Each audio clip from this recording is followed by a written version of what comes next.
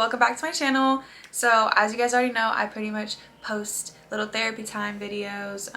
I'm not a licensed therapist, will never claim to be, but I do just give kind of just life advice and stuff like that. I haven't talked to you guys in so long and I missed you so much. I went through something very deep and very personal, and I haven't decided if I am going to post about it yet. But all you need to know is that I went through something very serious, and I am now finally getting back into posting and just being myself again. But for this video, I have a question. I have a question for you, and my question is, are you scared of being alone after an abusive relationship? And I'm pretty sure your answer is yes. This video is basically just going to be about scared of being alone, especially just coming out of something toxic and abusive, and basically how you can move forward with your life.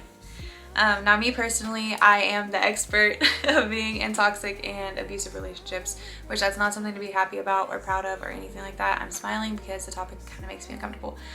But yeah, I know a lot about it. I have been I guess you could call me a victim of DV. If you don't know what that means, it means domestic violence.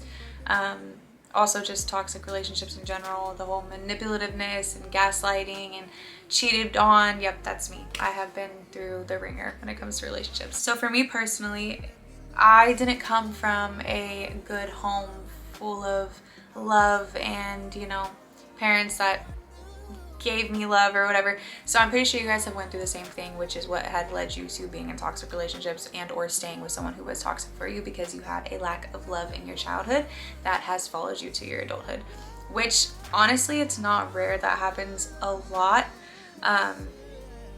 We learn things when we're a kid and when we're a child, and the lack of things that we got, we tend to look for when we get older, and probably end up finding something that is actually the complete opposite of what we need.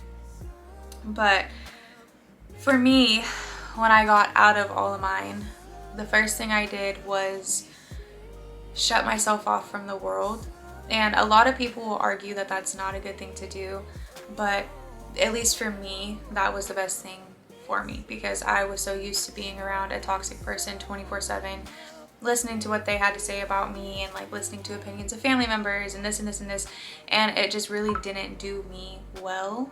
So I took some time really being alone with myself, not really talking to anybody, writing my thoughts in journals, taking myself out to eat, getting to know who I was again without a toxic person in my life. And it doesn't have to be, you know, just relationship wise. You being scared to be alone in general or after an abusive relationship doesn't have to just mean relationship in a romantic way. It can mean out of a friendship, out of, you know, a toxic relationship with your parents, a toxic relationship with a significant other. It can mean a whole bunch of variety of things. But for you, I would say the first thing is knowing you're not alone. It's really easy to get trapped in loneliness. That is one of the most deep feelings I think a person can feel in life, is feeling like you're all alone and you're facing things all by yourself. And you tend to think that you're a burden when you feel like that. So that kind of drives you away from talking to people or putting yourself out there. So the first step is knowing you're not alone. There's a lot of other people going through what you're going through. Heartbreak is a very common thing in this generation, especially just nowadays. The fear of being alone is very common. Nobody likes to be alone. Nobody likes to have to face themselves, especially when you come from not a good childhood or you just don't come from good experiences and you have a lot of trauma built up in you. It's scary having to be alone in your own thoughts and facing yourself, and that will drive you to maybe the wrong people or the wrong things. But yeah, knowing that you're not alone is the first one. 2 is finding peace in your alone time. Meaning, when you're alone, it's really easy to be hard on yourself and to be like, oh, I don't want to be alone right now. I need to call somebody. I need to do this. I need to do this.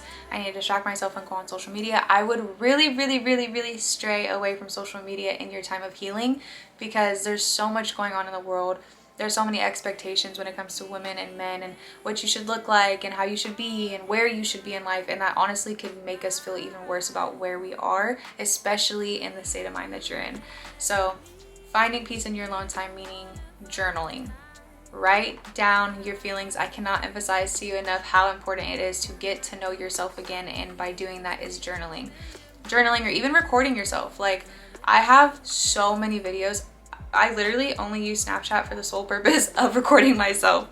I have so many videos in my phone, or voice memos where I'm just venting and going over my feelings about things, situations, my past, maybe the future, just any thoughts that are going on in my head. And sometimes I'll take the time to reflect back and look at them.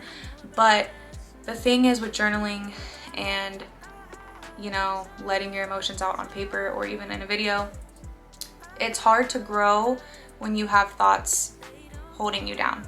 Thoughts are kind of like a really big weight. Your thoughts, your thinking patterns. Once you think so much and you're over, and especially you, because I'm guessing you're an overthinker, you're going to be thinking a lot and a lot and a lot, and that prevents your growth when you don't let your emotions out. Emotions are meant to flee and flow like a river and move on and pass along, and then more emotions come. So it's kind of like you're putting a dam, like, or not, is that what it's called? I don't think that's what it's called. It's like putting a stump right in front of a river, and it can't go anywhere because it's just building, and there's more water coming and more water coming, and that eventually leads to destruction of some sort. It's meant to flow naturally. And also with journaling and letting your emotions out and getting to know yourself again, it is a process and it takes a long time. I mean, there's no expiration date on when you should feel comfortable with being alone. Loneliness hits. I still get lonely like some nights when it hits like 10 p.m. or whatever, and I'm like, wow, I really wish that I had somebody here. I really just don't want to be with myself right now, which that's also really, really normal. We're human. We're meant to love on other people, but before we love on any other people, we must love ourselves. Now, especially being alone after a toxic or abusive relationship, I feel like that's more hard than anything, because when you're around a person for so long or an extended amount of time, you almost become one with that individual. Even if they're bad for you, whatever the case may be, you start to become dependent on them. They're a part of your life, a part of your daily life, and you kind of forget who you are in that person. So it is normal to be uncomfortable or kind of freak out about the fact of, wow, I have to do life by myself. But when you're with somebody in a relationship, you should still have a sense of individuality. Your whole world shouldn't revolve around that person. You should still be able to have your alone time and your you time, and then that other person will come in and add to that. It should never be a this person, I'm this with this person, I'm this. It should be two that share a space together, which in your case, you became very dependent and, you know, got used to this person, which is normal after being in a relationship for that long, but it is harder to get in an independent mindset when getting out of that. Remember that there is no, you know, time that you have to be healed, or there isn't a time. Healing, honestly, it's a forever thing. It's a forever thing in life. You're gonna heal from things and then go through more things that you're gonna have to heal from. So, yeah. But there is no time that you have to feel like you're perfectly okay with being alone, or you have to really be patient with yourself in the process of getting to know who you are again and being okay with being alone. And that's okay.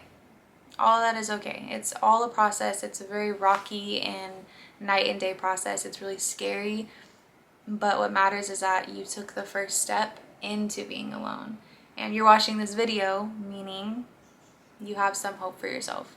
So I'm proud of you, and I love you so much, and I hope this video helped you somewhat. Again, now that I'm starting to post again, I will most likely be posting twice a week. I'm going to try and get us to 10K subscribers as soon as possible, because the more subscribers I get, then the more videos I'm going to post, the more content I'm going to put out. And that goes from vlogs to these type of videos, just a whole bunch of my life. And I want to say thank you guys for always being by my side and leaving the nicest comments on my stuff. I read every single one of your comments. I'm not kidding. It doesn't matter if it's a million comments. I go through every single one, and you guys show nothing but love, and I appreciate you. And I get the comment a lot that is like, Kyah, you saved me. You guys saved me. You guys save me every day. So I love you guys, and I appreciate you for constantly showing support on my page and my social media accounts. And it's only up from here. It's only up for you too. You're gonna get past this, and yeah, we're gonna celebrate together when you do. Go ahead and like, comment, and subscribe on this video if you haven't already. Make sure you're following my Instagram and everything. It's right there. But yeah, there's gonna be a new video soon. I love you guys, and I will talk to you soon.